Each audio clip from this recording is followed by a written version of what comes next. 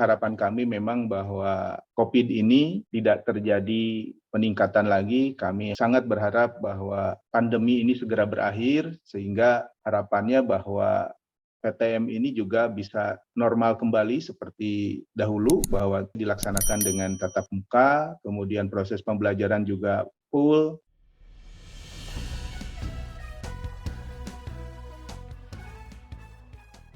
Salam perspektif baru untuk Anda, pemirsa acara ini di media sosial YouTube dengan nama akun Perspektif Uimar TV. Ingat, saya ulangi kembali, jika Anda ingin mengikutinya di media sosial, yaitu di Perspektif Uimar TV. Saat ini saya Hayat Mansur kembali hadir memandu acara favorit kita, yaitu Wawancara Khusus Perspektif Baru.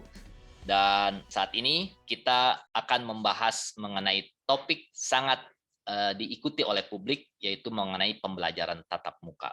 Nah, sahabat perspektif baru, pada awal tahun ajaran 2022-2023, pertemuan tatap muka atau sering disingkat menjadi PTM 100% telah mulai berjalan rutin. Nah, sebelumnya siswa mendapatkan pembelajaran jarak jauh atau PJJ, karena dalam 2 tahun terakhir ini kita dalam masa pandemi COVID-19.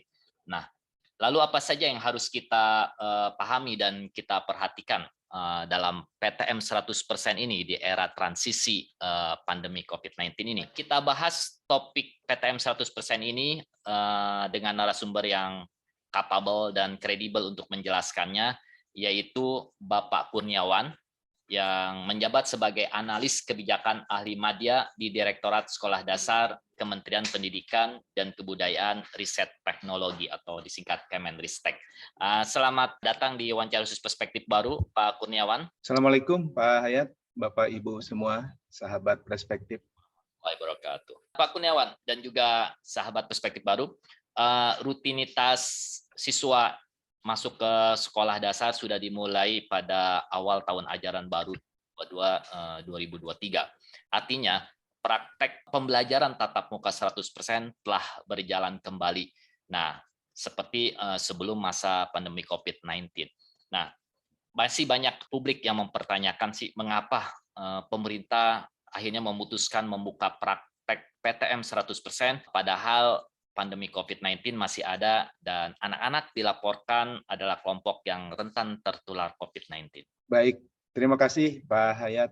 Para sahabat perspektif baru, bahwa betul apa yang disampaikan oleh Pak Hayat tadi, bahwa kita sudah 2 tahun lebih menghadapi atau mengalami pandemi COVID-19. Dan hal ini selama 2 tahun pandemi itu memang pendidikan kita waktu itu sebagian besar melaksanakan daring melalui pembelajaran jarak jauh, dan setelah dilakukan evaluasi ternyata setelah 2 tahun lebih pandemi tersebut terdapat potensi yang menimbulkan dampak sosial negatif yang berkepanjangan kalau seandainya pembelajaran itu tidak segera dilaksanakan secara PTM atau pembelajaran tatap muka, yaitu salah satunya adalah penurunan capaian pembelajaran. Ada beberapa hal yang mungkin bisa menimbulkan penurunan capaian pembelajaran ini, antara lain adanya kesenjangan capaian belajar, yaitu perbedaan akses dan kualitas selama pembelajaran jarak jauh. Ini dapat mengakibatkan kesenjangan capaian belajar, terutama untuk anak dari sosioekonomi yang berbeda. Kemudian learning loss. Ada beberapa hasil studi yang menunjukkan bahwa pembelajaran tatap muka ini lebih baik jika dibandingkan dengan pembelajaran jarak jauh. Dan beberapa hasil ini juga ditunjukkan oleh hasil penelitian itu menunjukkan bahwa sebelum pandemi, kemajuan belajar selama 1 tahun kelas 1 SD ini adalah sebesar 129 poin untuk literasi dan 78 poin untuk numerasi. Dan setelah pandemi, kemajuan belajar selama kelas 1 itu berkurang secara signifikan. Untuk literasi sendiri, learning loss-nya menurun atau terjadi learning loss ini setara dengan 6 bulan belajar, dan untuk numerasi learning loss-nya adalah setara dengan 5 bulan belajar. Jadi demikian Pak Hayat, bahwa terjadi adanya penurunan pembelajaran ketika pembelajaran jarak jauh tersebut. Oke. Pak Kurniawan, tadi merupakan hasil evaluasi terhadap PJJ selama 2 tahun lebih. Nah, Sekarang bagaimana hasil evaluasi pihak Kemendikbudristek, khususnya Direktorat SD mengenai pelaksanaan PTM 100% yang telah berlangsung dari Juli sampai dengan September ini? Baik, jadi sebagai salah satu alternatif atau salah satu solusi dalam menangani learning loss ini, maka diberlakukanlah PTM, di mana dengan terbitnya SKB 4 Menteri yang ketika sudah level 1, level 2, dan level 3 dengan vaksinasi PTK di atas 80% itu boleh melaksanakan PTM 100%. Dan juga bahwa alhamdulillah bahwa dengan adanya pelaksanaan PTM itu sekolah-sekolah mungkin tadinya anak-anak yang selama ini mengikuti belajar secara daring sekarang bisa mengikuti PTM. Ini alhamdulillah bahwa anak-anak yang tadinya hanya bertemu sekarang itu bisa lebih semangat lagi ketika berangkat ke sekolah, kemudian bertemu dengan teman-temannya, dan juga pembelajaran dari Bapak Ibu gurunya juga bisa langsung diterima oleh anak didik, dan Bapak Ibu guru bisa mengetahui bagaimana proses pembelajaran dan anak-anak ini ketika memperhatikan pembelajaran. Tetapi tetap Pak Hayat dan Bapak Ibu sahabat perspektif baru bahwa pembelajaran tatap muka ini tetap harus memperhatikan protokol kesehatan. Jadi kita tetap tidak boleh abai terhadap protokol kesehatan. Jadi meskipun sekarang sudah pembelajaran tatap muka sudah dilaksanakan, tetapi kuncinya tetap protokol kesehatan itu tetap dilaksanakan karena itulah yang utama.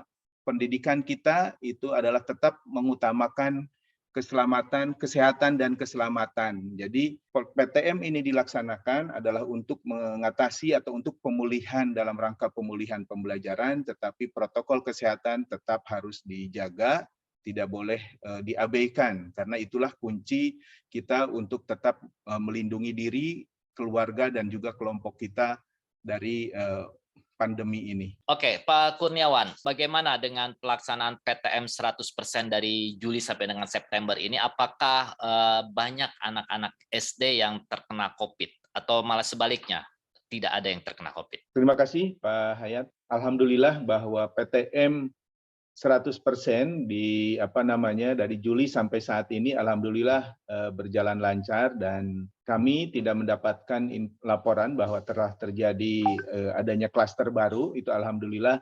Tetapi mungkin karena di dalam SKB 4 Menteri sendiri itu sudah disampaikan bahwa ketika ada hal-hal yang ada kasus baru atau apa, itu langsung dilokalisir di klaster baik ketika di satuan di kelas tertentu, maka di klaster tertentu itulah yang mungkin dilakukan atau dilokalisir, sehingga ketika ada kasus tertentu itu atau kasus baru itu tidak segera menyebar, karena memang langsung di stop pembelajaran PTM-nya ketika ada terjadi kasus di satu kelas, maka kelas itulah yang di stop untuk PTM-nya, dilanjutkan dengan hybrid atau secara daring.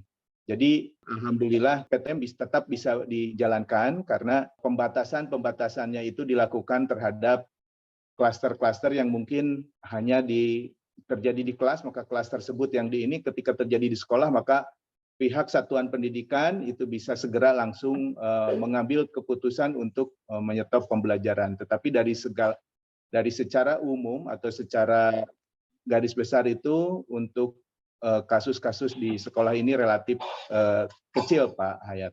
Oke, saya ingin mempertegas saja, artinya jika di suatu sekolah ada guru atau siswa yang terkena positif COVID-19, artinya praktek PTM 100% hanya ditutup di kelas tersebut, bukan satu sekolah tersebut yang ditutup PTM-nya. Ketika kasusnya banyak, itu mungkin bisa satu sekolah, tetapi ketika hanya 1-2 orang atau sampai 5 orang di dalam satu kelas itu hanya kelas itu saja.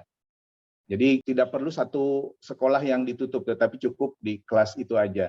Oke, Pak Kurniawan, dalam pelaksanaan PTM 100% ini, pelaksanaan protokol kesehatan menjadi sangat penting. Nah, apa sih standar yang harus diperhatikan suatu sekolah dan juga orang tua murid mengenai pelaksanaan PTM 100% ini, khususnya protokol kesehatan yang harus dipatuhi? Bahwa keberhasilan dari proses pembelajaran tatap muka ini memang sangat perlu mendapat dukungan dari para orang tua sehingga sinergi antara sekolah dengan orang tua itu sangat diperlukan sekali karena dengan adanya pemahaman dan koordinasi yang baik dengan orang tua, maka proses penjagaan diri atau protokol kesehatan ini bisa diimplementasikan dengan baik.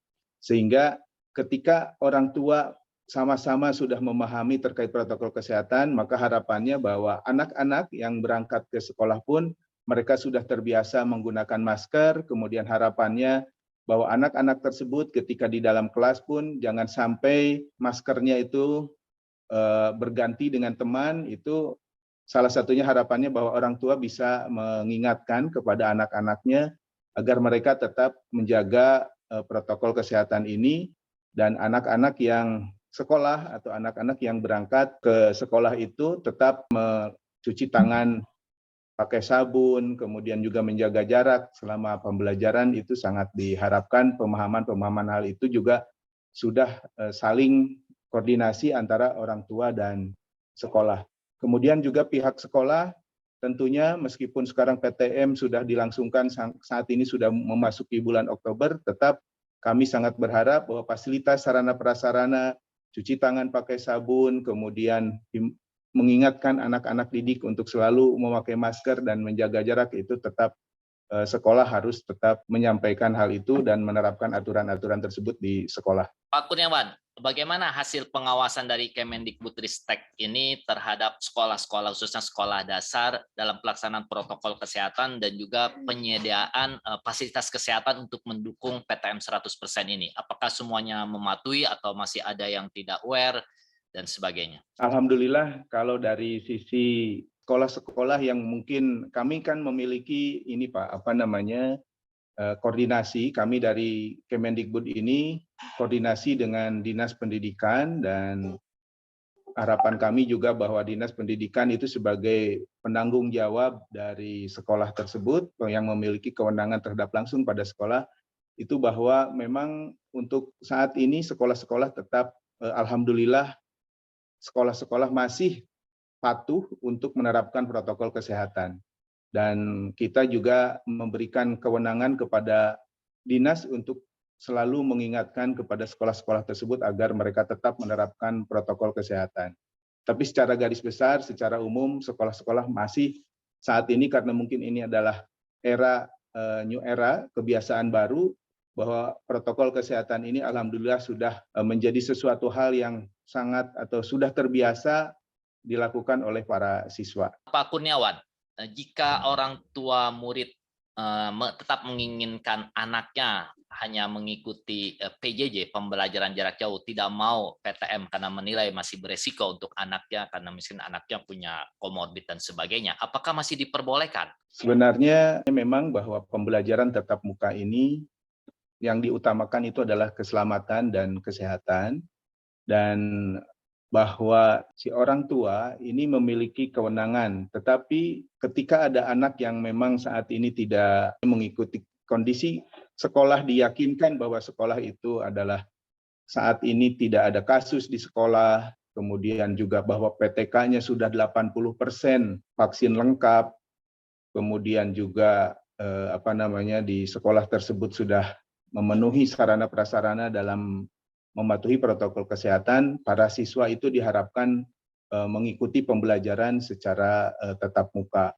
Kemudian apabila anak itu tidak izin ke sekolah, mungkin harus ada surat keterangan dari dokter, itu yang sebaiknya seperti itu. Dan orang tua pun karena saat ini memang banyak hal yang sepertinya ada hal-hal yang agak hilang ketika pembelajaran antara PTM dengan PBJJ ini, bahwa ada sosialisasi antar anak, kemudian juga mungkin materi ada yang belum tersampaikan dengan baik. Sebaiknya harapan kita bahwa orang tua ketika sekolah situasinya dinyatakan clear dari kemudian juga lingkungannya atau fasilitasnya yang sudah memenuhi sarana protokol kesehatan sudah dipatuhi, aturan-aturannya sudah diterapkan, harapan kita bahwa orang tua mengizinkan si anak tersebut untuk mengikuti PTM. Kalau saya pribadi mengikutinya, itu tidak terdengar lagi pemberitaan-pemberitaan bahwa diadakan vaksinasi massal untuk anak-anak sekolah dasar gitu loh. Apakah memang ini tidak menjadi prioritas lagi, Pak Kurniawan, bagi Kemendikbudristek dan juga bagi pemerintah RI? Jadi kalau vaksinasi ini memang diharapkan anak-anak ini bisa mendapatkan vaksin, tetapi memang tidak menjadi dari sisi ini diharapkan mereka kasih dosis lengkap itu, tetapi dari sisi syarat wajib itu tidak menjadi syarat wajib untuk menjadi syarat dalam proses PTM ini. Oke, kalau begitu dalam pelaksanaan PTM ini yang telah berjalan dari Juli sampai dengan katakanlah awal Oktober ini, itu berjalan normal dan berjalan tidak ada kendala, artinya aman dan terjaga kasus COVID-nya. Nah, bagaimana dengan langkah ke depannya? Apakah tetap akan berlaku seperti sekarang atau ada pengetatan atau ada pengenduran dari protokol kesehatan? Terima kasih. Jadi harapan kami memang bahwa COVID ini tidak terjadi peningkatan lagi. Kami sangat berharap bahwa pandemi ini segera berakhir, sehingga harapannya bahwa PTM ini juga bisa normal kembali seperti dahulu, bahwa dilaksanakan dengan tatap muka, kemudian proses pembelajaran juga full. Harapan kami seperti itu. Tetapi kalau memang ada kasus-kasus yang sekolah-sekolah atau daerah-daerah yang mengalami ada kembali kejadian-kejadian luar biasa, itu kami sesuai dengan SKB 4 Menteri bahwa Dinas Pendidikan ataupun Satuan Pendidikan memiliki kewenangan untuk memutuskan kebijakan untuk sekolah tersebut, apakah akan kembali ke daring secara full ataupun hybrid, itu diserahkan ke Satuan Pendidikan dan Dinas Pendidikan masing-masing, Pak. Tetapi harapan kami memang ke depannya ini pandemi ini segera berakhir.